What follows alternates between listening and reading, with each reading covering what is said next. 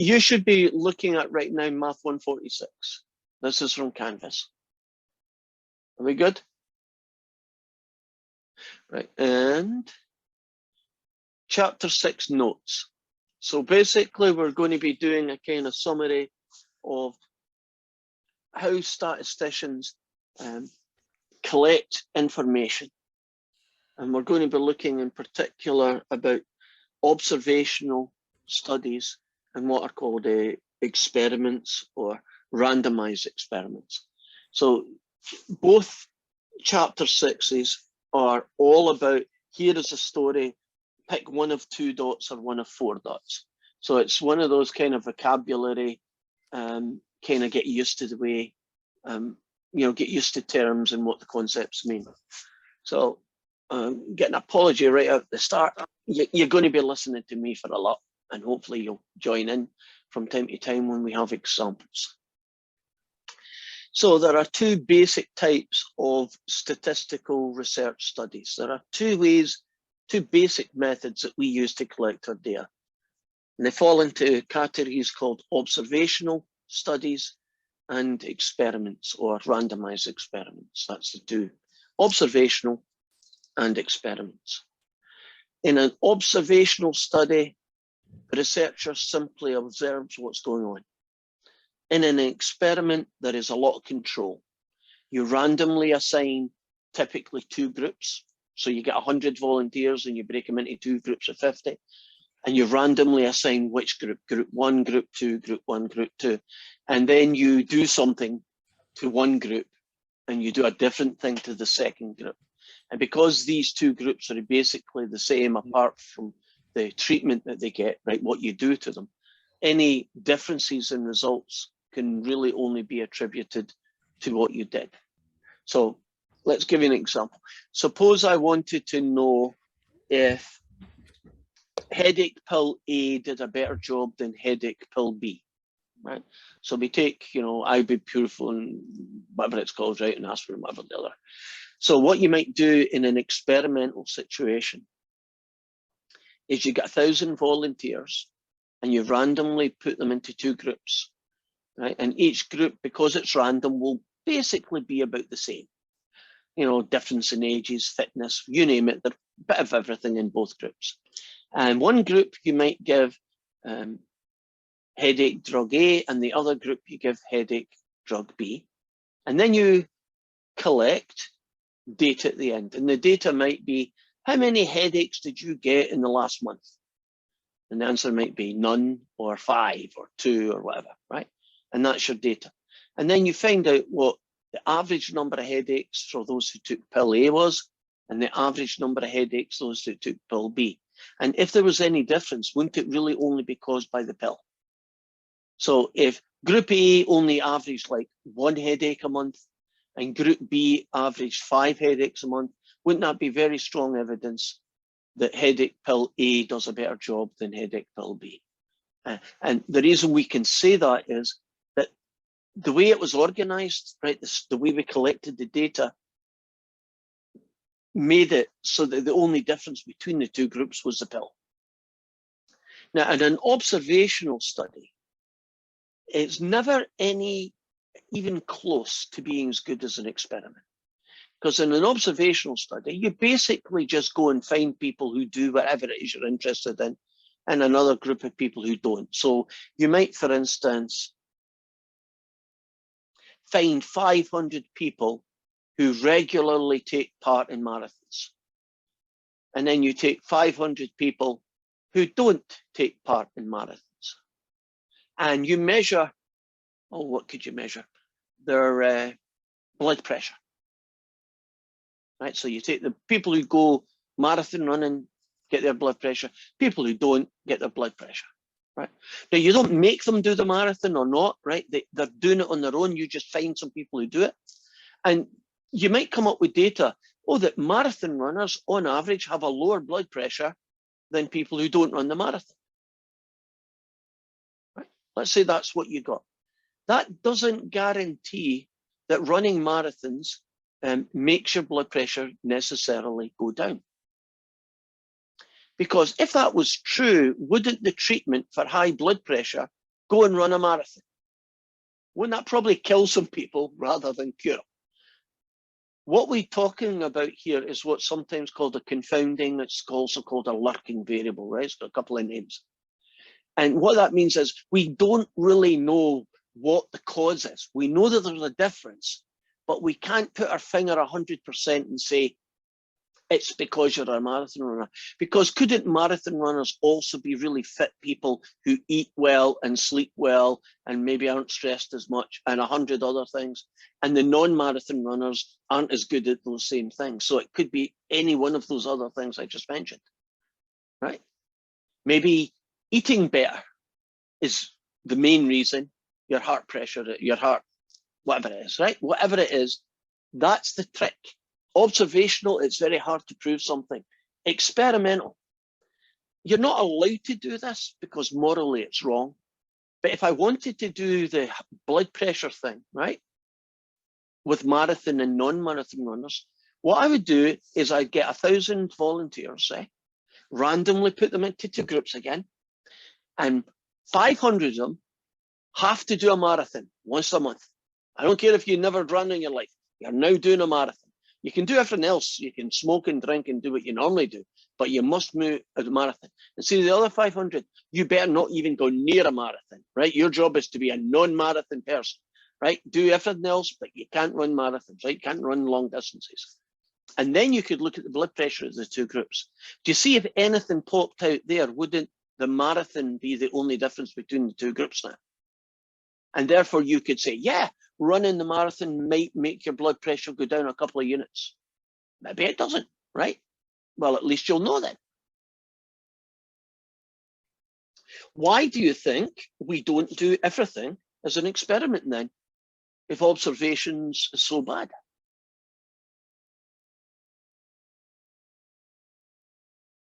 Money? Maybe. Other reasons? I mean, it's expensive, but it's expensive to do both.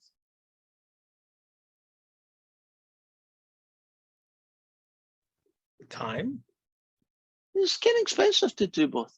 I'm thinking more along the lines of, it can be very immoral to force people to do bad things just to prove that bad things are bad.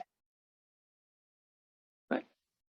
Imagine I was interested in, does smoking give you cancer? That would not be a good experiment to do to people. Take 500, take 1,000 people and break them into two groups, and 500 of them tell them to smoke 60 cigarettes a day. And the other 500 tell them they can't smoke. Can you see that's quite immoral, right? You're not allowed to harm people. Right?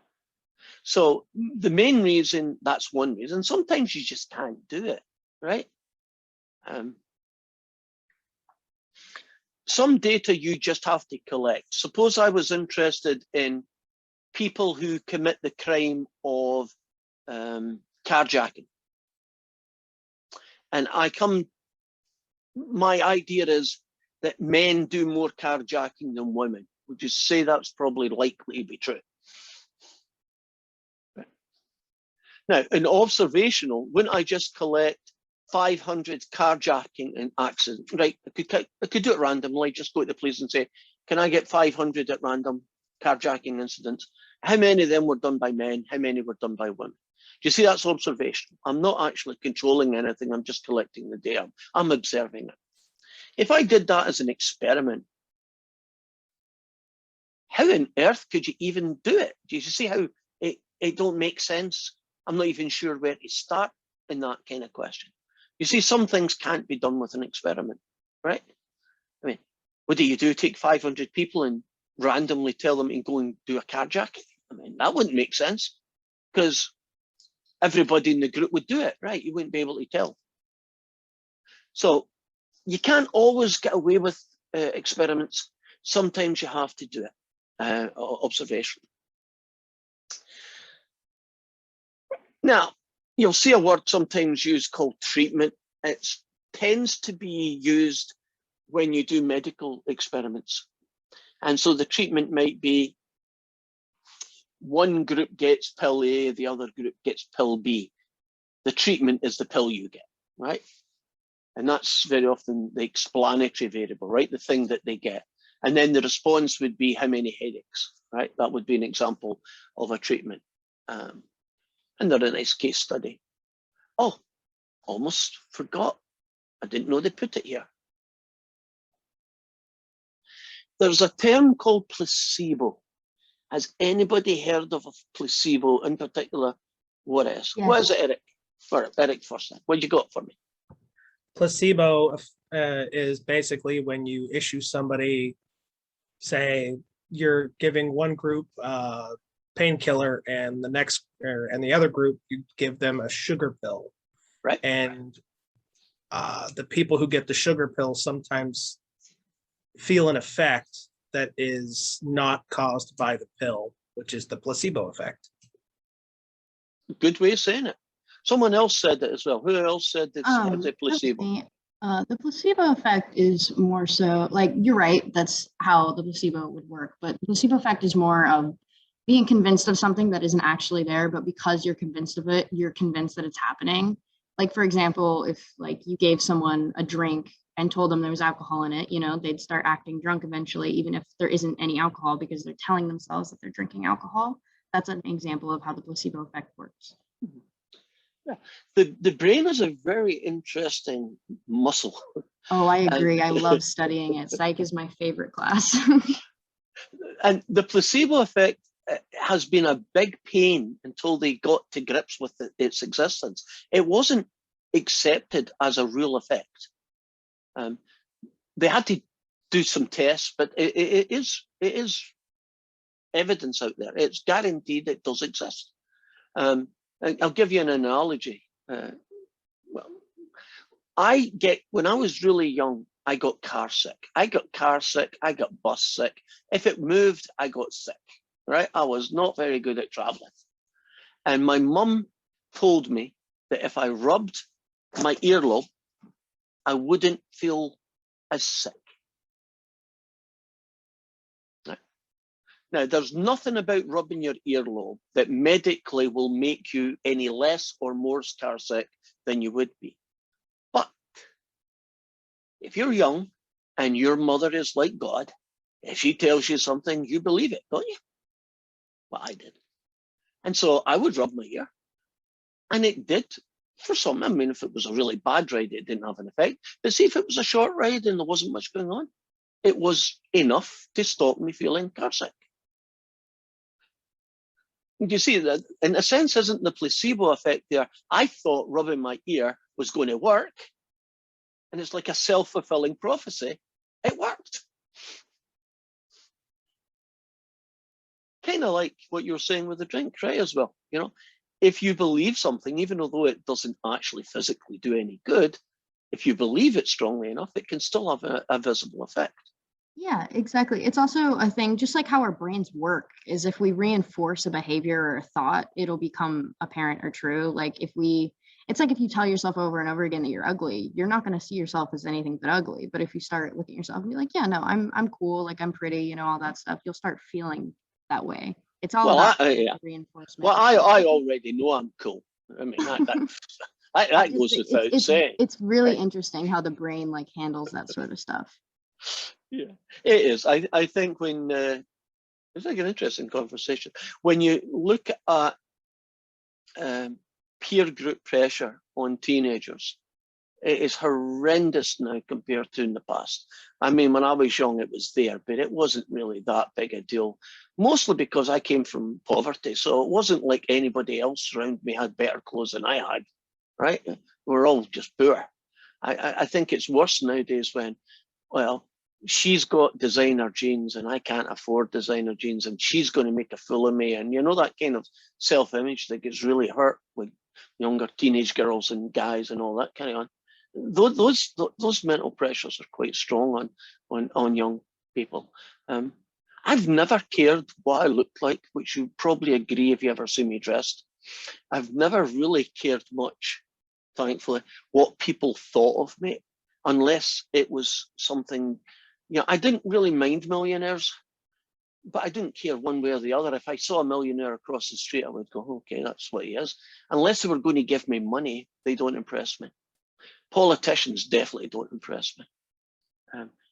So I was saved, I think, from a lot of self-image. Of course, it's made me extremely arrogant, which is a problem. But apart from that, I'm good. Oh, we drifted so much, but it was fun. I think we're learning stuff, so it's good for that. Explanatory and response variable. Let's talk about these terms. Whenever you conduct an experiment, there are going to be two basic variables. The explanatory variable obviously is the first one, and the response is the second. So explanatory variable would be the thing that you do to your volunteers. So it might be you give them a pill, right? So the explanatory variable is give them a pill, right? Or the explanatory variable is you do a particular exercise to them, and then you do a different exercise with someone else, right? So the explanatory is the thing you do. The response variable is the thing that you measure after you've done that thing to see if it has an effect. So can you imagine if I was giving pills to people and then I wanted to know did these pills affect how much headaches they get? The explanatory variable would be the type of pill you gave them, and the response variable would be how many headaches they got. Try to think of a better one than that. How about the explanatory variable was how fast they were going when they had the accident, and the response variable was how injured people got, right? So can you imagine along the x-axis, 30 mile an hour, how many people died? 40 mile an hour, how many people died, right? That kind of, wouldn't the explanatory variable be speed, and what percentage of people died in that accident would be the response variable? Think of it as X and Y axes. Does that kind of help what we're talking about here?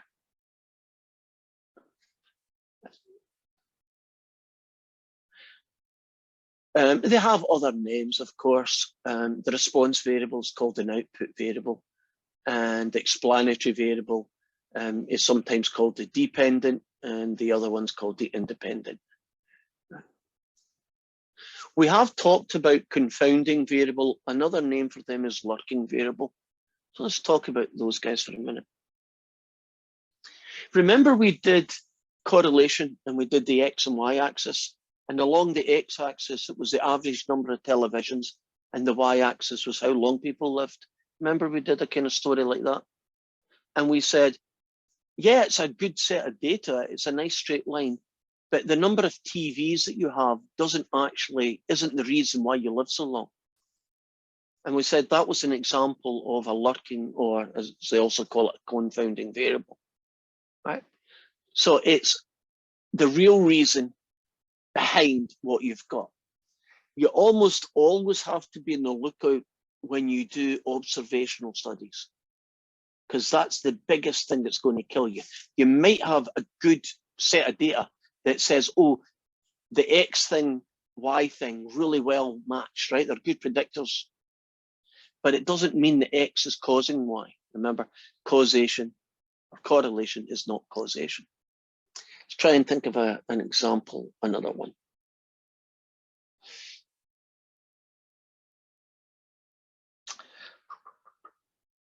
Let's suppose that we collected data and we found out that the x-axis, right?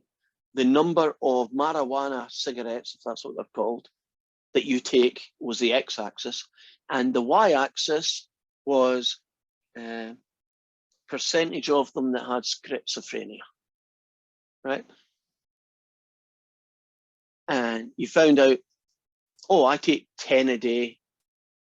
You've got hundreds of people who take 10 a day, and you found out that only 0.5% has schizophrenia. But can you imagine that the data was very linear and positive? In other words, the more cigarettes, marijuana you smoke, the higher the percentage of schizophrenia amongst that group, right? So your explanatory variable was how many marijuana you smoked, and the response variable was percentage of those people who had schizophrenia. Now you might then make the jump. Smoking marijuana is giving people schizophrenia, right? The more you smoke, the more chance you have of catching. But there could be lurking variables. Couldn't there be other explanations for why that was going on? Right? Maybe people smoke a lot of marijuana because they've got schizophrenia and it makes them feel better. You know, it could be the dog wagging the tail, right? It could be the other way around. Could it be that people who smoke a lot of marijuana have lots of other issues? Maybe they drink too much. Maybe they're stressed out. Maybe they're A, B, C, and D. Could it be one of those other lifestyle choices that is directly affecting their mental health? And marijuana is just one indication of other things, right? Maybe if you did the same thing, how much you drank against schizophrenia, you get the same result. Now, those kind of data have to be observational. You cannot do an experiment version of that. You can't take 1,000 people and tell the first 100 to smoke 10 a day, the next, you know, and go through it, and then just force them to do something bad to themselves to see if they, you know, if their incidence rates is different. Right? It's immoral, right? So we can't do it that way. So be on the lookout for other reasons for why you do what you do. Now, here is an example of how they try and do an observational study in such a way that they get better data, right? We know it's not good data, but you can at least make it better. So imagine that you're interested in lead and its effect on dental health.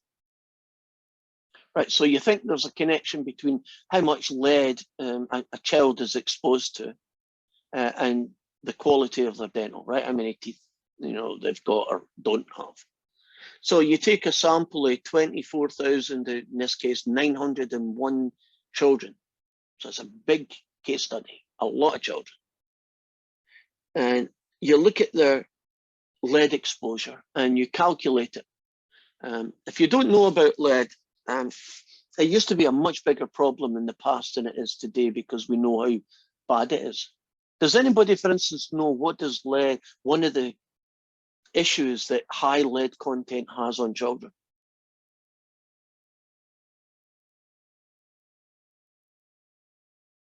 Has anybody read or heard about high lead content and the effect on developing brain children? damage, right? Yeah. Paige said hallucinations. Right. So a lot of bad things happened, right? And they had to collect data on this. This one is dental health, but I'm sure they have other examples where they looked at it. So you got all these, and you break them into roughly, in this case, 2 groups. I would probably break them into like 5 groups, you know, from almost no lead exposure to extreme lead exposure. So you got a little bit more x-axis values, right? A little bit more spread out. So you break them into those who didn't get a lot of lead exposure and those who did. And then you look at what their dental health is. And if the group that had a high lead exposure had poorer dental hygiene, then you might think excess lead or exposure to lead had an effect on your teeth, right? Or exposure to lead had an effect on your mental development and so on, and all sorts of other horrible things. But of course, you could never be sure, because even this one, I could come up with a confounding variable. So here goes. This is to do with dental health, right? So you've got children, high exposure to lead, poor dental health, people or children with low exposure, better dental health. How about the reason that they had high lead exposure is that high lead content, you tend to live in an old house with lead piping. You tend to live in poorer areas because that's where the old houses are, right? All the nice brand new houses don't have lead pipes. Can you imagine then that what you're really measuring here is the wealth lifestyle of where the children are coming from? They're coming from poorer areas, and poorer areas just have a lot more lead in them, right? Through pipes and through, you know, the lead paint that they painted the outside of the house with and all the other things that had lead in it, right? And brand new houses don't have that. And you can see there'd be a difference. Couldn't the problem be just wealth? Poorer kids have worse dental care, don't they? They probably eat things that maybe not as good for them. If you're in a richer place, don't you maybe go to the dentist every 6 months at least, and you get checked up and you get your teeth watched and all that good stuff? So you see, the lurking variable is going to kill you. If you look hard enough, couldn't you almost find a lurking variable for every observational study you could do? If you think, no, I'm not saying that's the reason, but you could find one that could be a plausible reason. And that's the problem, if it's plausible.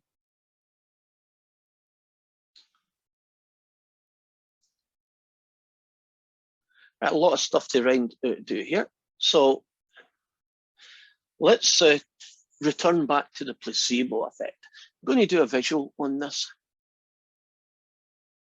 Imagine that you want to conduct an experiment. So this is placebo effect is only going to be done with experiments.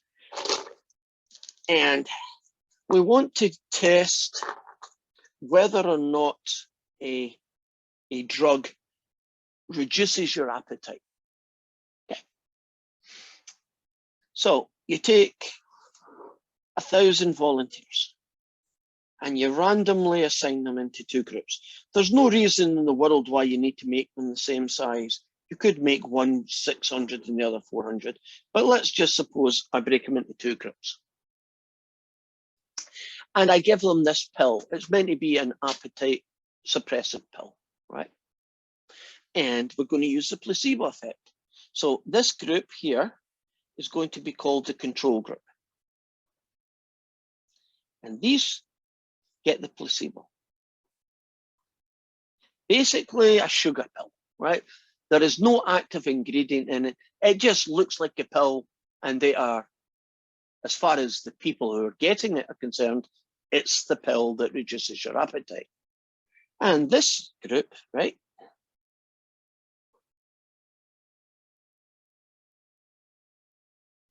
the experimental group, and they get the pill. And this group gets the sugar pill. Now, in this story, neither of these groups know what pill they're getting. In fact, if you do a really good job, won't you make the pills look identical? So they can't even tell if they meet the other guy. Oh yeah, that's just like mine, right? Can you see how that eliminates the placebo effect? Because if you don't know that you've got the real pill, aren't you going to be just as, isn't that going to balance it, right? And that's one way they avoid it. This situation is called a single blind experiment.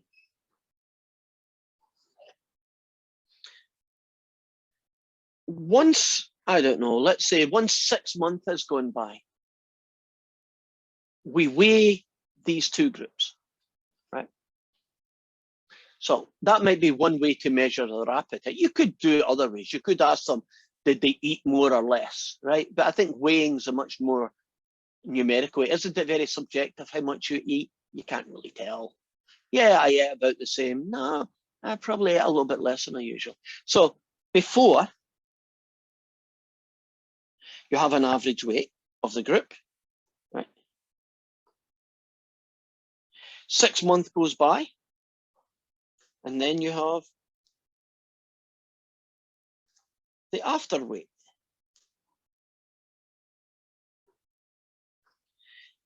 Let's just say for arguments that this is the control group, right? And you did the before and after, and they still lost 2% of their weight.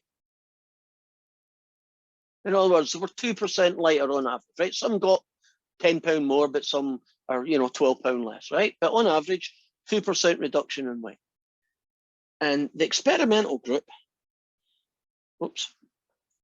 minus 5%.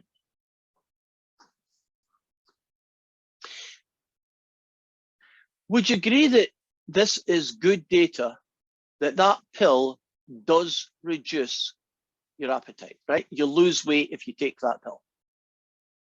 Now, is it a lot? No.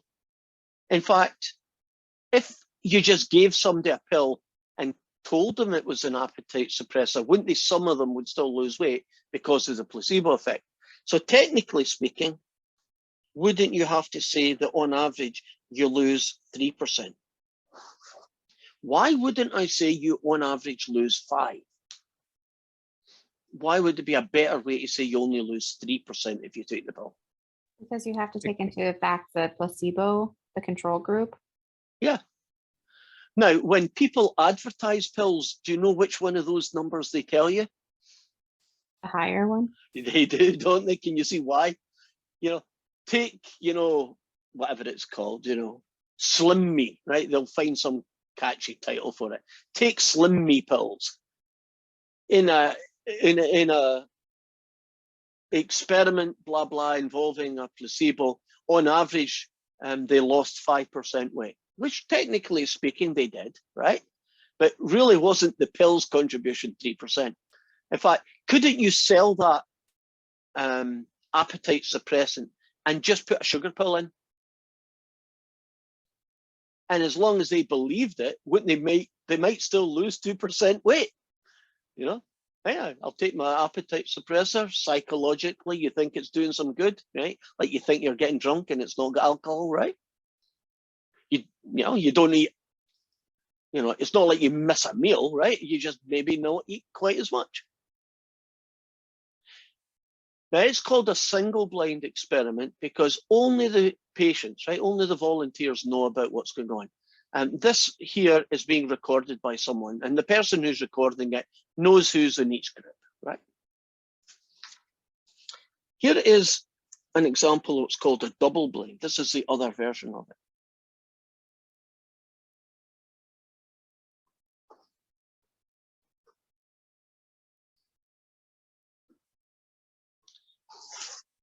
Before I do this, has anybody heard double-blind experiments? Double-blind clinical trials would just be another name for it, right? There's different names, but the word double-blind is in it. Anybody heard that? I've heard of that. I don't know what it means, though.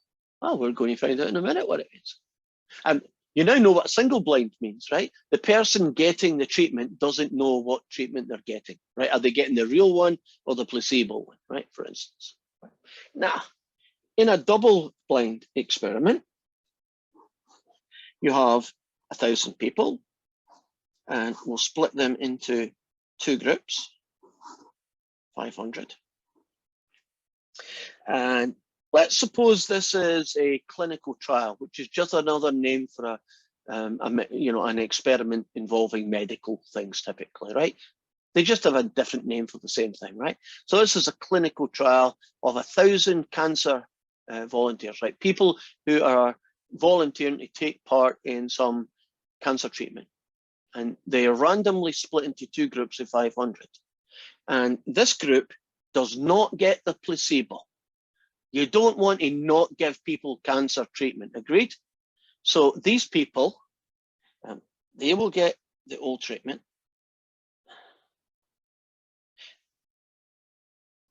And they will get the new treatment. And let's just say for this, the difference is a pill, right?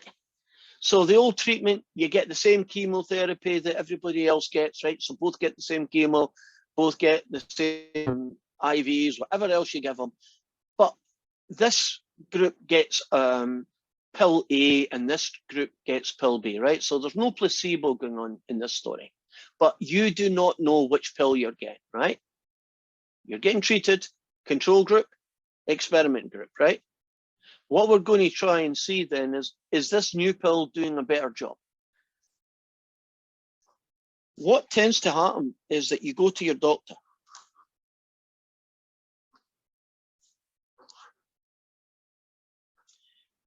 And your doctor will keep an eye on you and see how your cancer treatment is going, right? Whatever it is, measures it, puts you in a scan. And then from there, the results get reported. And let's say, for argument's sake, that those on the old treatment, 70% of them are in remission, right? And the new one is 80%. if that did happen, wouldn't that be good evidence that the new pill is better than the old pill? And maybe that should be the new treatment, right? Keep everything else the same, but give them this other pill, it does even better at reducing the tumor or whatever it is you're trying to kill off, right? The cancer, right? Now, the reason why it's double blind is these people don't know if they're in the treatment group or the control group, because the only difference is a pill and it looks just like the other guy's pill, right? It's just slight differences. There's no placebo, right? They're getting something, right? The second half that makes it double blind is the doctors don't know.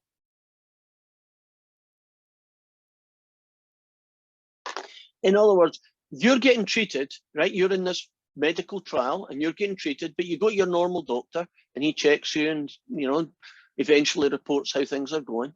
But the doctor is not allowed to know which treatment group you're in. Why do they not allow even the doctor who's treating you, you know, checking you out and so on? Why are they not allowed to even know what treatment you're getting?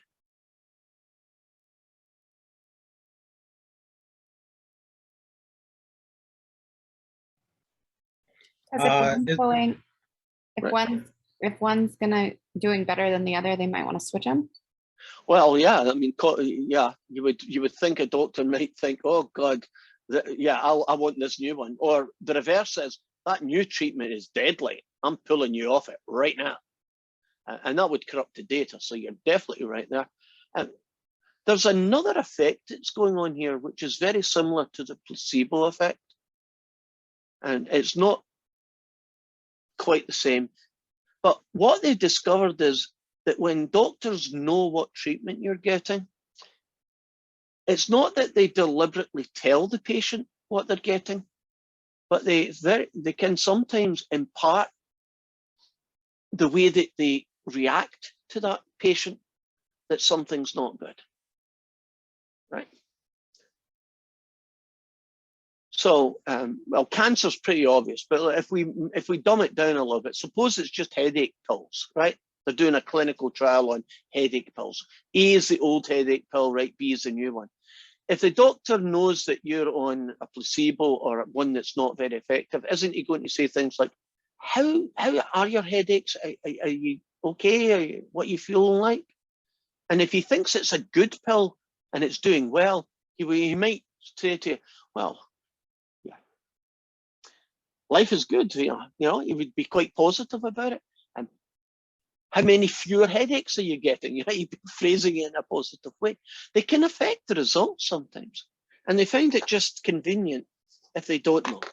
Just like you said, you don't want them to know if it's going badly, because they will pull them. And if they pull them, it's not a good idea for, well, it's a good idea for that patient, but it's not a good idea for collecting data.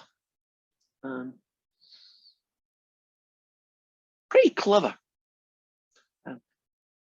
The single blind has been known for a long time.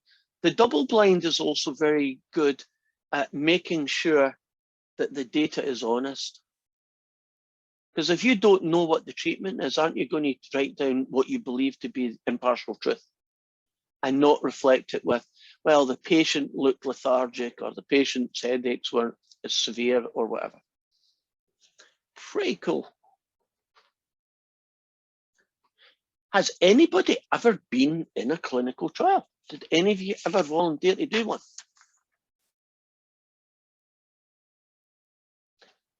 Do you know of anybody who's in one?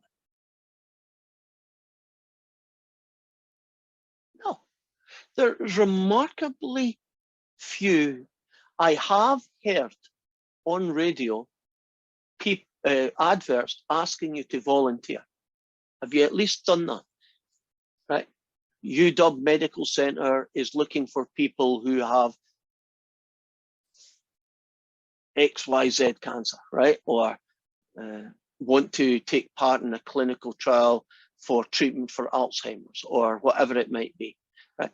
Those clinical trials tend to be quite small because they're extortionately expensive. And it's not just conducting the thing. Do you know when you're making the pill for the first time, let's say it's a pill, those pills that they're making are extremely expensive to make because aren't you just making a few thousand pills? And they tend to be manufactured in a very specific way and it costs a lot of money. So they could spend millions on a clinical trial. So you can imagine they don't want to do too many of them. So they tend to be expensive and rare. So pharmaceutical companies will normally only try and do these things when they think they're already onto a good thing, right? Yeah, if this thing can go to market, we can make a fortune, guys, right? But you have to fork out a lot of money before you get a success. Now, the next one is called a match pair design and blocking. Match pair is really cool. You want the best data you possibly can. One way that they do it is quite interesting. There's lots of ways, but this is the one that strikes me. You get identical twins. And one of those twins gets the first treatment, and the other twin gets the other treatment. And the reason why identical twins are so good for data collection, as long as the twins are pretty much the same lifestyle, you've got to take that into account as well. Aren't they genetically very similar? So if one pill is doing better than the other, isn't that pretty good evidence that the first pill is better at doing the job than the other? And that would be an example in match pair designs. Twins are very valuable in research. They love them because identical twins, because you can do experiments with very small data sets, right? 40 pairs of twins, and still get really good data out of it. If you're just doing random people, isn't there an awful lot of randomness in people? And so you need much bigger groups before you're sure you've got evidence. So pretty cool, at least in the twin ones. And they got some others there, which I'm not going to get into.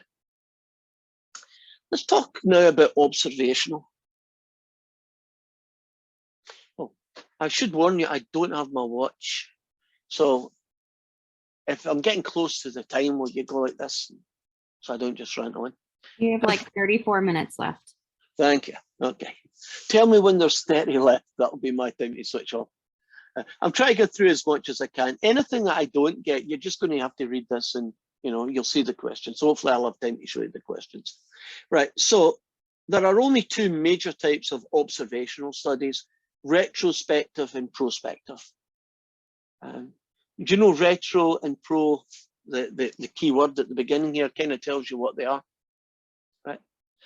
In a retrospective study, you collect data from the past that's already happened, and then you use it, right? So you might be interested, let's take an example, mesothelioma, right? You see that about? Does anybody know what they think one of the major causes of mesothelioma, which is just a cancer? Asbestos. It's asbestos, right? So what was happening here is that doctors were noticing, it's a very rare form of cancer, right? It's not one that you see a lot of, or used to see a lot of at least. And they were noticing that they were getting more and more of that happening. And the minute the CDA notices something out of the ordinary, they very often go into what is causing this. So they went and they looked at people who have mesothelioma, but more importantly, those who've died as well, because there's such a small group of them. And they took those people and this, right, so it's in the past, right? They've died and you've collected data, and they looked at everything that they could get. They looked at the age they died at, they looked at anything about their lifestyle. And one of the things they found out is that an awful lot of them worked in industries where asbestos was pretty prevalent. And a lot of them, that was the thing that they think was going to be the main link. And then after further research, it became clearer and clearer that that was a main contributor for that. They even found which is quite interesting as well, although sad, that some people who had nothing to do with any industry that had asbestos in it, or lived in a house that had old asbestos in it, if you could get it that way as well, still caught it. And they found out that those people were married to someone who worked in the shipbuilding industry or an industry that had a lot of asbestos. And what would probably happened is, when you come home with your clothes with the dust on you, and you know, let's say it's your wife or your partner, they got it like secondhand smoke. And when they found that out, it was just like, isn't it just like neon lights going off? Yeah, ring, ring, that's it, it's asbestos. But they could only do that after the event, right? That would be it.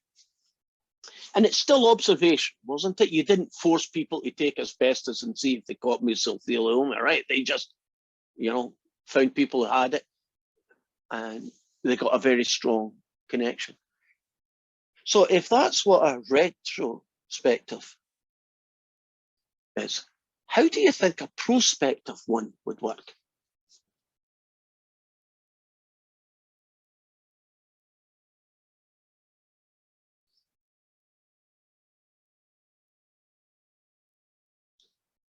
So if retro is looking at the past, shouldn't pro have something to do with the future? Okay.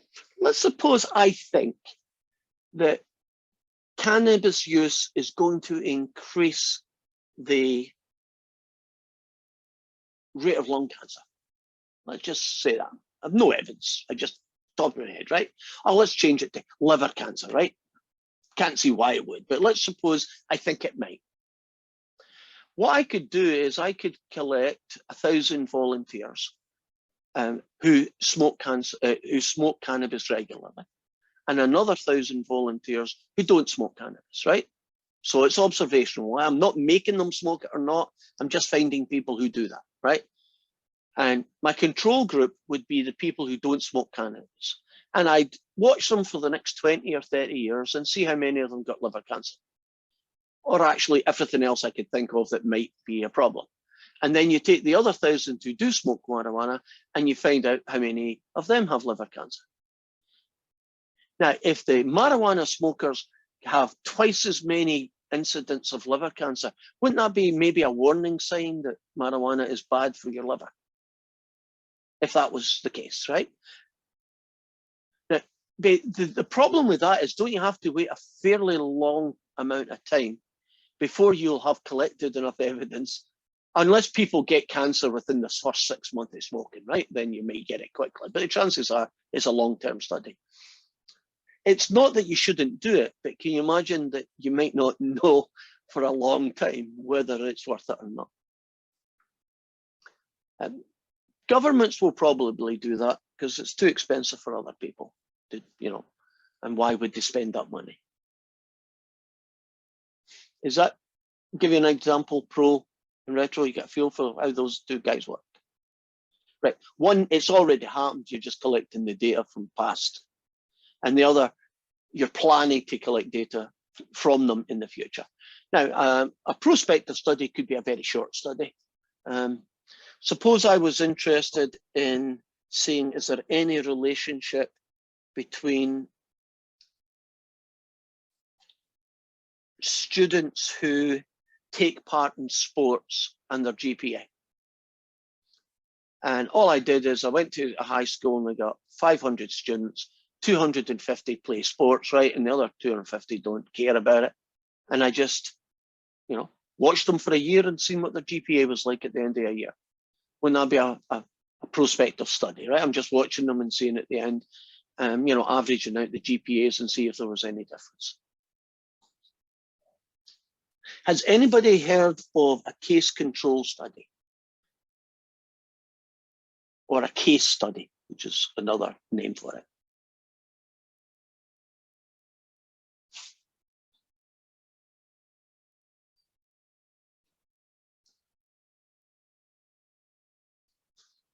Well, here is an example of a case study then. I have a quick question. Yes. Did you Go want for us looking at your notebook paper, or did you want us looking at the computer? I was wanting you to look at my computer and I didn't switch back. So Okay. I apologize, and I'm glad you mentioned that. Right. Also, you have Um, 30 minutes left. How many? 30. Oh, not bad. We should get this done. We're about 3/4 of the way through, I think. And we'll be able to get homework, hopefully. Okay, give an example.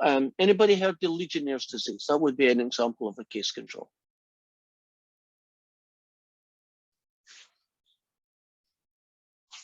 Yeah. Anybody? What do you know about Legionnaire's disease? What have you heard? Anybody want to share? Doesn't it cause lesions on the lungs? It did, yes. What happened is that there was a new outbreak. Oh God, it's years, I think 30 years ago it happened, where a number of people were ending up in hospital really quickly, really ill, serious lung disease, right? Lesions in the lung, breathing problems, you name it, bad news. And the government was quite worried about it because, you know, when things like that happen, if they are contagious, you've got a big problem, right? We know from today what that involves, right? So they had Legionnaire's disease as the eventual name for it, but it was coming in, and it came in a very isolated area, right? It wasn't like, you know, 12 different cities and people coming down with it all over the place. It was one city, and more than that, it wasn't even everybody in the city. It was like a very small area. And they went and they tried to find out what was the cause. And eventually they got all the people that they had in hospital, and they did everything they could think of to try and see what was the common factor that all of them shared. Like, did you eat something, right? Because, you know, salmonella happens where you got bad lettuce from taco time, right? That kind of thing. Was it that you were eating, right? And maybe there's some lung disease coming from it. Well, that never matched up in. Was it your job? Was it, did you drink something? And none of that worked. And they finally figured out that the only thing that they could really boil it down to is that every single one of them stayed in one hotel or very near one particular hotel. Happened to be a hotel where there was a conference for Legionnaires, right? I think the Legion of America, is that not an organization for ex-military people, right? Whatever, right? And they thought, well, what the heck's going on? It can't be just because you go to a conference. And they did everything they could. They went and did swabs everywhere in that hotel. Finally, they found it. Right on the roof, the air conditioning system had water in it. And inside that water, a new bacteria, the Legionnaire bacteria, was found. Never saw it before. It was a brand new mutation. Pretty bad one, right? The good news is it wasn't that contagious. In other words, if you caught Legionnaire's disease, it was hard for you to give someone else. That was the good thing. But it was spread throughout the hotel on the air conditioning system. And that's how they found it out. So whenever something out of the ordinary happens, isn't there always going to be, like I said, the bad lettuce story? Doesn't the government try and go in and figure out what the heck is causing salmonella? What's causing this new lung disease? What was causing COVID, right? Trying to find it. You know, too late, of course, because it kind of, the genie had got out of the bottle. And that was the end of that, and it's very contagious, as we know. And there is a kind of group of questions here on things that you need to be worried about in observational. We've covered most of them. There's a really good one called the Hawthorne effect, which I'll let you find out about yourself.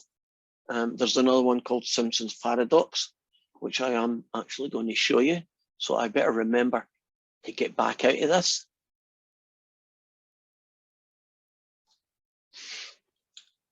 Simpson's paradox.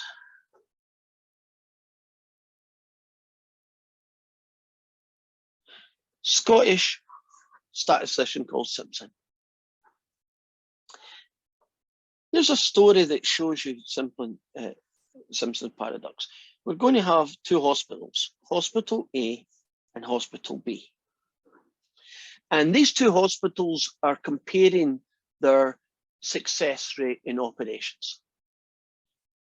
And what they did, both hospitals, to make life simple, only conduct two kinds of operations. And we'll call them Operation 1 and Operation 2. Now, Operation 1 is broken legs. I know this is artificial, but it's to get you the idea. So Hospital A fixes broken legs, and the second operation is triple heart bypass.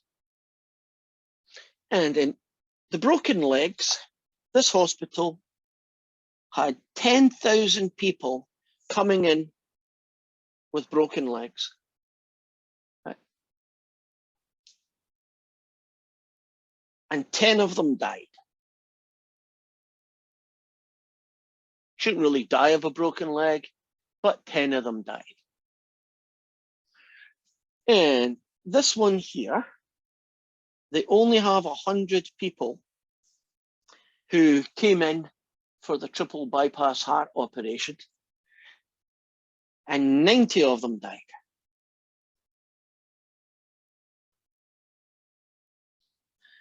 If you combine this data, you have 100 people dying out of 10,100 people treated. Agreed? 100 deaths out of 10,100. I'm going to turn that into a percentage.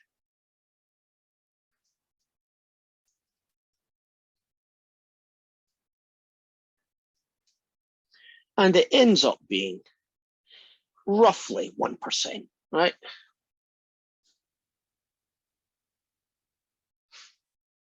Now,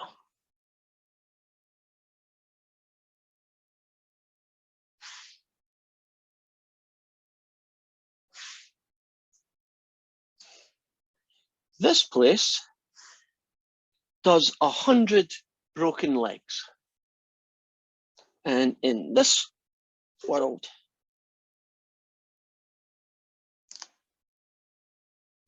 one person died.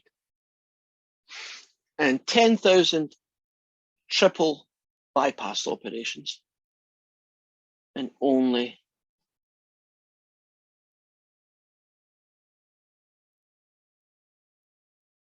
let's make it a little bit different. Let's make it 200 died. Now, if you add up the death toll, it's 201 out of 10,100. And that percentage comes out about 2%.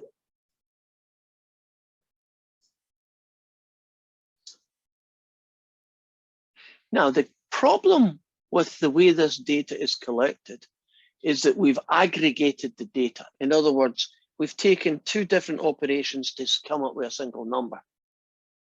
If you think of it logically, if you were looking at this hospital, do you think Hospital B is really twice as bad as Hospital A? I mean, look at Hospital A. Do you really want to go to this hospital if you need a triple bypass? Wouldn't you much rather go to this hospital? Would you also agree that very dangerous operations, by their very necessity, aren't you going to have higher failure? And very simple operations, aren't you, by the very necessity of them, right, because they're easy, aren't you going to have a very low death rate? So if hospitals were trying to use percentage of patients who die, can you see why that's a very bad measure? I will pause you. Can you see that would be a very bad measure of the quality of that hospital? And Simpson's paradox just says, be very careful when you take data and join them together to make a single number. If these two things are equal, then it's okay, right? you know, if it's broken legs and broken hands, it's probably okay to aggregate them, right? But if one is very easy and one is very difficult, you see it's unfair to group them together. Secondly, doesn't it also depend on how many of those operations you do? If you do an awful lot of very dangerous operations, aren't you going to have more deaths?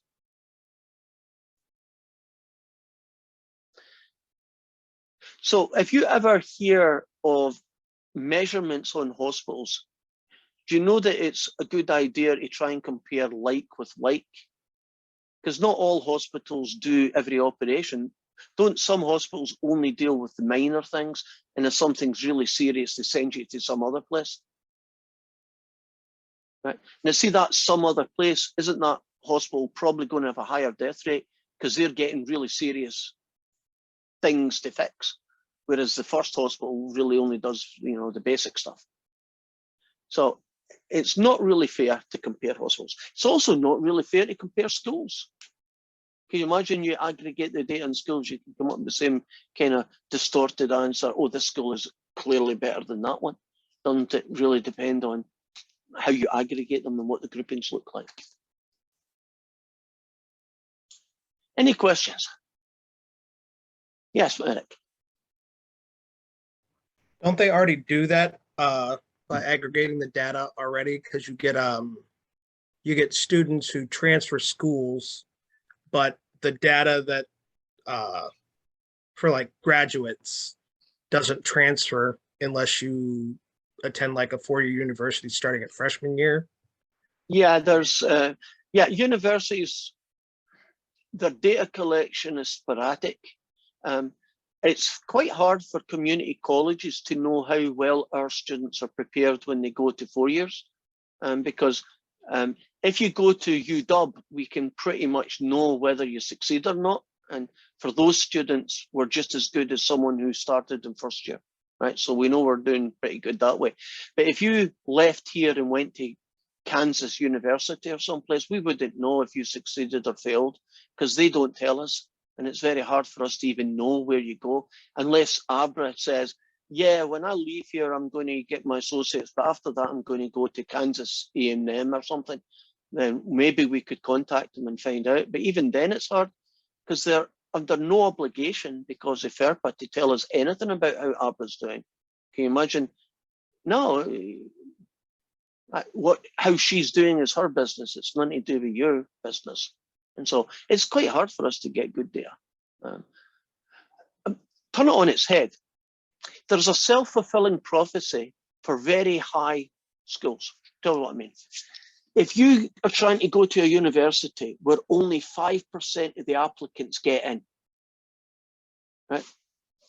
Won't you expect that school to have excellent results and the people who leave to get really good jobs?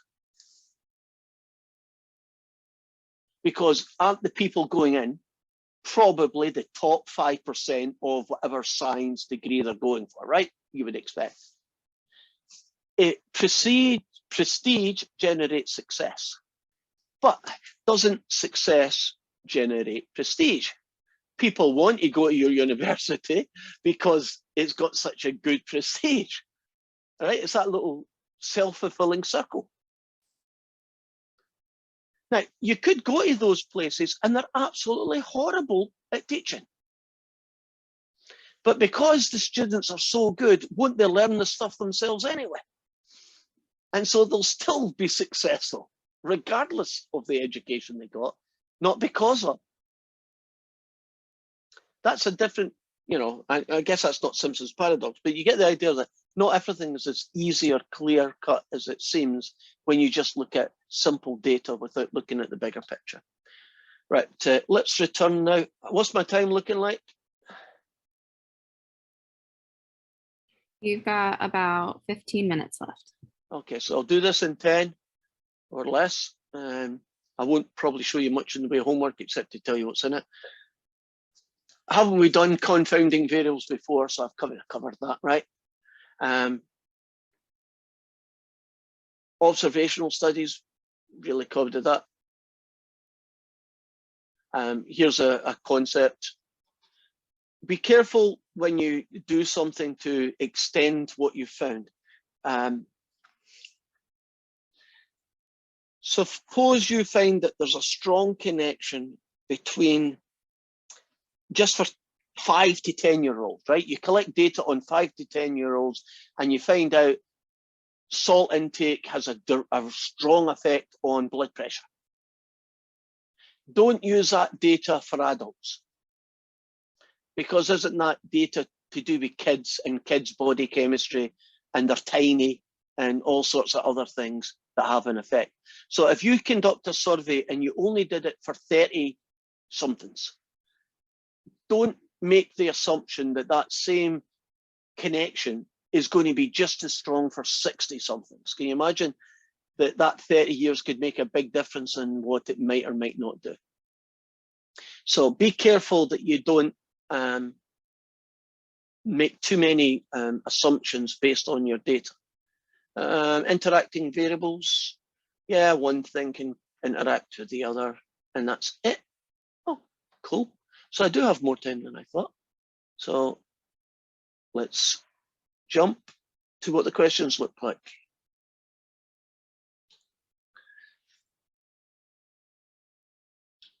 And I don't want that, it's a distraction.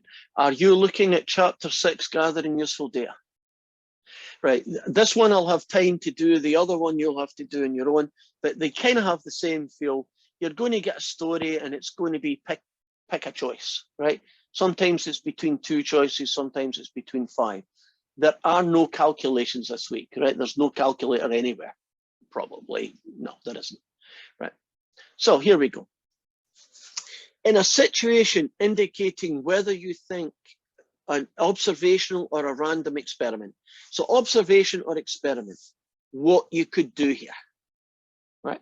Now, think, is it possible, right? A social psychologist wants to determine whether restaurant servers get better tips if they introduce themselves by name to the people they serve. Could you make that an experiment? Right. Now, what I don't like about this is you are right. You could make an experiment. I think it would have been much better if they said, tell me how you would do it. So let me tell you how I might do it. Couldn't you go to a big restaurant and get 100, there are 100 servers there, right? You know, over the 2 shifts, let's say you do 2 shifts. You could break them into 2 groups and you would say to them, look, I know that you normally ask people, you know, you tell people your name, but we're doing an experiment. Don't tell them their name. And see the other group, maybe you don't do this, but will you for today, you know, tell them your name is John and you're here to serve them, right? And then at the end of that day, you'll look at the tips that each group got and see if there was a difference. Since you randomly assigned the groups, right, into 2, some are going to be good at their job, right, and some are not in it. But isn't that going to be true in both groups? So the only real difference is I said, hello, my name is John, or I didn't. And that would be good evidence. Would you agree? If you did it something like that, there's more than one way, but that would be good evidence, right? Now, you could do that observationally, right? Couldn't you just go to that restaurant and say, okay, I notice Janice always tells people her name, but George never does. And then you collect the data that way. That would be observational, right? Because nobody got to do it. Why would that observational not be as strong evidence? Because the people who said their name got more money than the ones that didn't as tips. What would be the problem with jumping to the conclusion that that was the reason they got more money?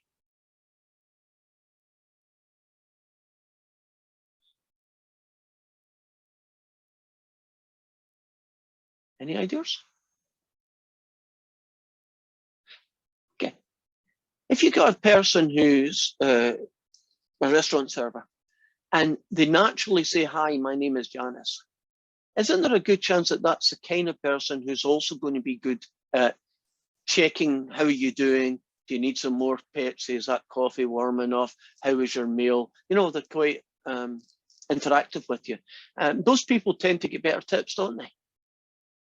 Now, if somebody naturally never even bothers to tell you their name, isn't there just a possibility that might also be the person that's not such a good server and doesn't come round as often and doesn't ask you how you're doing or what's going on, and won't they typically get less? So couldn't the name not really be the main reason they're getting more money? Couldn't the fact they give you their name just be a reflection on they're good at doing their job? Right. So observational is got confounding variables. You can't really separate them easily, especially if you can come up with another good reason why it's happening. That's a problem. Right, they have explanatory response variable. Pick one of two, pick one of two. Let's pick one at random now. Okay, a child psychologist wants to find out whether there's an association between the amount of television a 6-year-old watches and how often they bully people at school.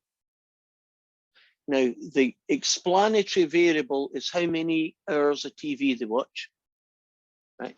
That's the x-axis, how many hours. And the vertical axis is how many times they bully people. So explanatory is watching TV and bullying frequency. So you would pick that one. Now, you know when you've got 5 guesses, it's not hard to get the right answer. So whenever you're doing this, well, you read the answer when you finally get the right one and say, okay, that makes sense. So you're learning something, which I've said lots of times.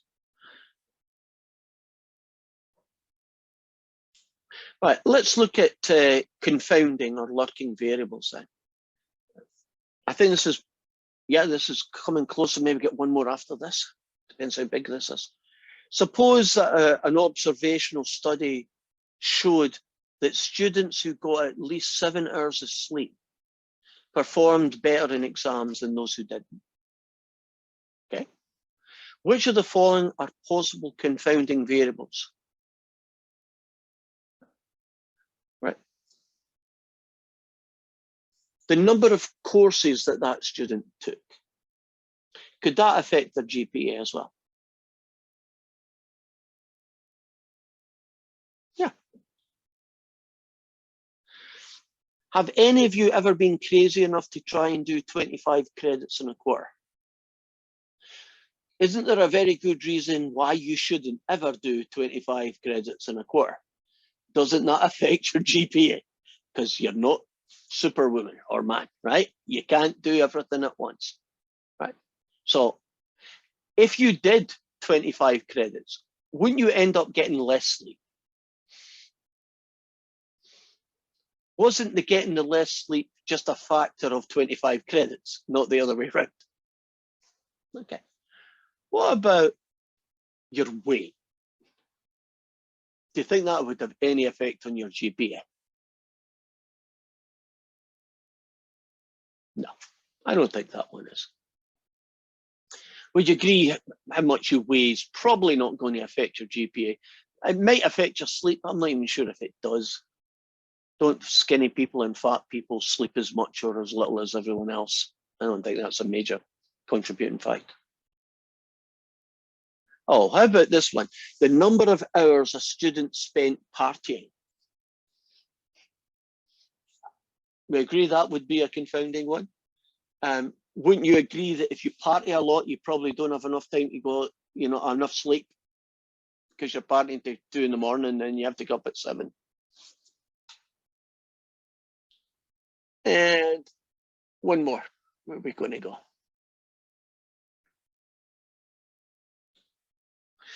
Okay, and this last question, which is what, question 7, we're going to decide whether or not you could do a randomized experiment.